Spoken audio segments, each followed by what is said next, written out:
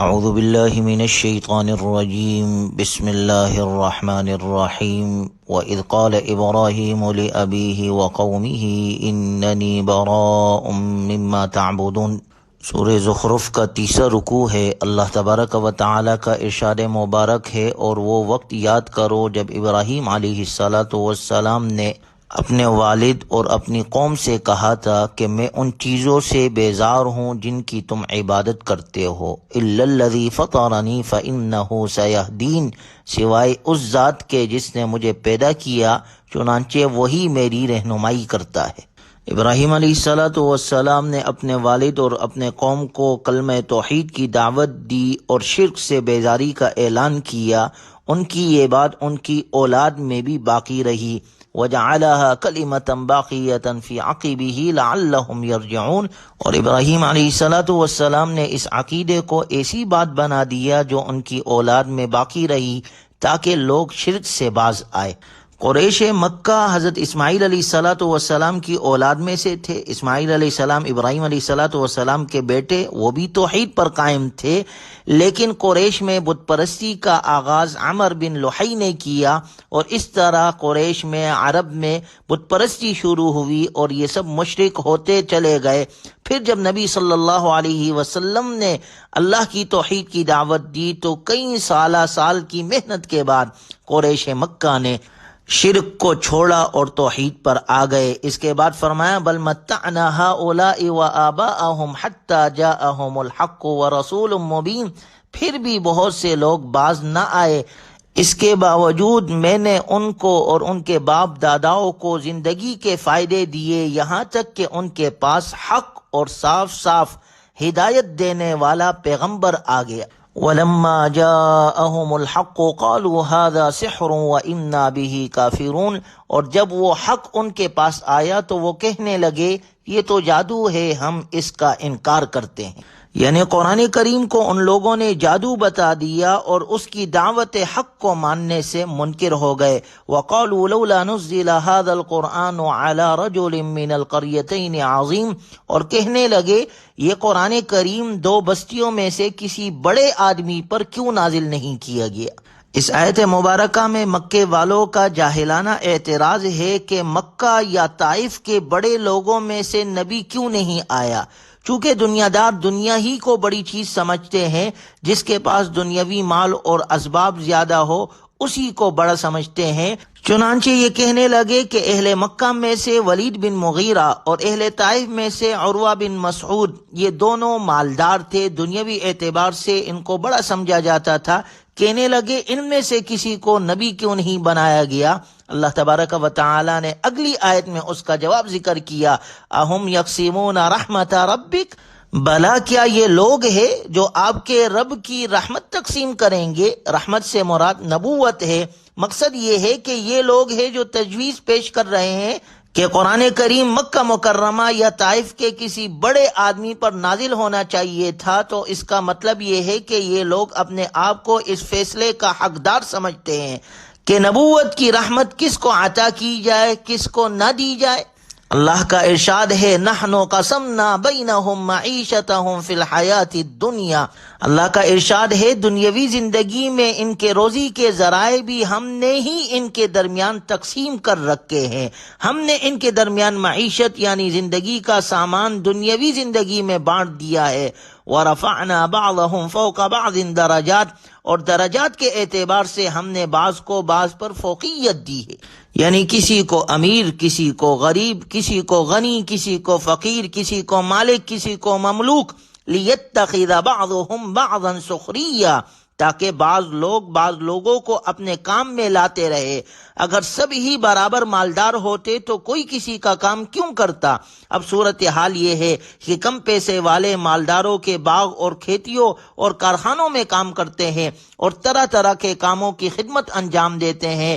اس طرح یہ دنیا کا نظام قائم ہے۔ غور کیا جائے، جب رب ذوالجلال نے دنیاوی معیشت کو انسانوں کے رائے پر نہیں رکھا جو ادنا درجے کی چیز ہے، اور اپنے حکمت کے موافق بندوں کی مصلحتوں کی رعایت فرماتے ہوئے خود ہی مال تقسیم فرما دیا، تو نبوت کا منصب کسی کو لوگوں کی رائے کے موافق کیسے دیا جاتا جو بہت بلند اور بالا ہے؟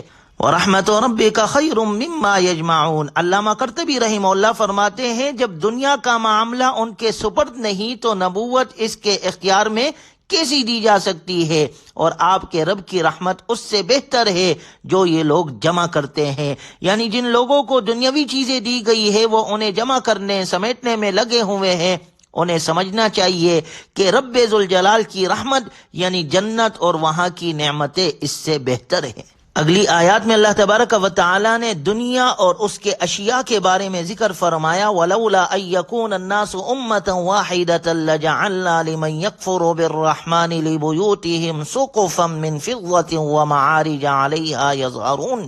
اور اگر یہ اندیشہ نہ ہوتا کہ تمام انسان ایک ہی طریقے یعنی کافر ہو جائیں گے، تو جو لوگ خدائے رحمان کے منکر ہے ہم ان کے لیے ان کے گھروں کی چھتیں بھی چاندی کی بنا دیتے اور سیڑھیاں بھی جن پر وہ چڑھتے ہیں، وَلِبُيُوتِهِمْ أَبْوَابًا وَسُرُرًا عَلَيْهَا يَتَّكِئُونَ، اور ان کے گھروں کے دروازے بھی اور وہ تخت بھی جن پر وہ تکیہ لگائے بیٹھتے ہیں، وَزُخْرُفًا، بلکہ انہیں سونا بنا دیتے، وَإِن كُلُّ ذَلِكَ لَمَّا مَتَاعُ الْحَيَاةِ الدُّنْيَا، اور حقیقت یہ ہے کہ یہ سب کچھ بھی نہیں، صرف دنیاوی زندگی کا سامان ہے۔ بتلانا یہ مقصود ہے کہ دنیا کا مال و دولت اللہ کے نزدیک اتنی بے حقیقت چیز ہے کہ اللہ تعالیٰ کافروں سے ناراض ہونے کے باوجود ان کے آگے سونے چاندی کا ڈھیر لگا سکتا ہے، اور اگر یہ اندیشہ نہ ہوتا کہ لوگ مال و دولت کی حقیقت نہ سمجھنے کی وجہ سے کافروں کی دولت کو دیکھ کر کافر ہو جائیں گے، تو اللہ تعالیٰ کافروں کے گھر اور ان کے گھر کا سارا ساز و سامان سونے چاندی کا بنا دیتا، کیونکہ وہ فنا ہونے والی چیزیں ہیں، اور اصل دولت اللہ تعالیٰ کی خوشنودی اور آخرت کی ابدی زندگی کی خوشحالی ہے جو پرہیزگاروں ہی کو نصیب ہوتی ہے۔ لہذا کسی دولت مند شخص پر قرآن نازل کرنے کا مطالبہ سراسر لغو مطالبہ ہے۔ وَالْآخِرَةُ عِنْدَ رَبِّكَ لِلْمُتَّقِينَ، اور آخرت تمہارے رب کے نزدیک پرہیزگاروں کے لیے ہے۔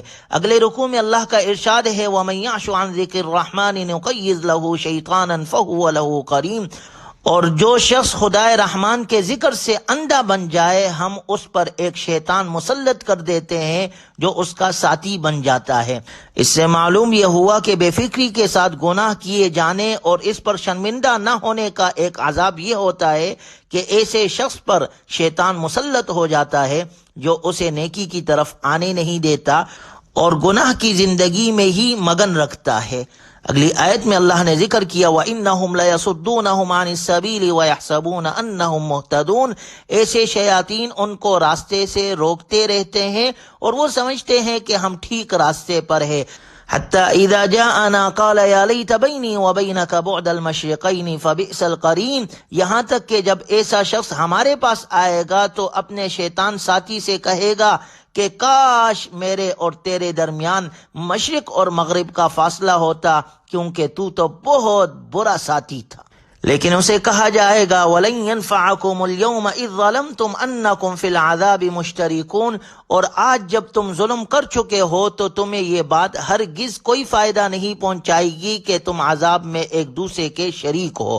اللہ تعالی ہمیں ہر قسم کے عذاب سے محفوظ فرمائے۔ اگلے رکوع میں اللہ تبارک و تعالی نے موسیٰ علیہ الصلوۃ والسلام کا واقعہ اختصار کے ساتھ ذکر فرمایا، وَلَقَدْ أَرْسَلْنَا مُوسَىٰ بِآيَاتِنَا إِلَىٰ فِرْعَوْنَ وَمَلَئِهِ فَقَالَ إِنِّي رَسُولُ رَبِّ الْعَالَمِينَ، اور ہم نے موسیٰ علیہ الصلوۃ والسلام کو اپنی نشانیاں دے کر فرعون اور اس کے سرداروں کے پاس بھیجا تھا۔ چنانچہ موسیٰ علیہ الصلوۃ والسلام نے کہا، میں رب العالمین کا بھیجا ہوا پیغمبر ہوں۔ فَلَمَّا جَاءَهُم بِآيَاتِنَا إِذَا هُم مِّنْهَا يَضْحَكُونَ، پھر جب انہوں نے ہماری نشانیاں ان کے سامنے پیش کی تو وہ ان کا مذاق اڑانے لگے۔ وَنَادَى فِرْعَوْنُ فِي قَوْمِهِ قَالَ يَا قَوْمِ أَلَيْسَ لِي مُلْكُ مِصْرَ وَهَٰذِهِ الْأَنْهَارُ مِن تَحْتِي، اور فرعون نے اپنے قوم کے درمیان پکار کر کہا کہ اے میری قوم، کیا مصر کی سلطنت میرے قبضے میں نہیں ہے؟ اور دیکھو یہ دریا میرے نیچے بہہ رہے ہیں، کیا تمہیں دکھائی نہیں دیتا؟ چنانچہ فرعون اور اس کے لشکر نے تکبر کیا اور اپنے قوم کو گمراہی کی طرف دعوت دیتا رہا۔ اللہ تبارک و تعالی نے ذکر کیا، فَأَغْرَقْنَاهُمْ أَجْمَعِينَ، ہم نے ان سب کو غرق کر دیا، اور بعد میں آنے والوں کے لیے عبرت کا نمونہ بنا دیا۔ اللہ تبارک و تعالی ہمیں قرآنی تعلیمات پر عمل کی توفیق نصیب فرمائے۔ وآخر دعوانا ان الحمد للہ رب العالمین۔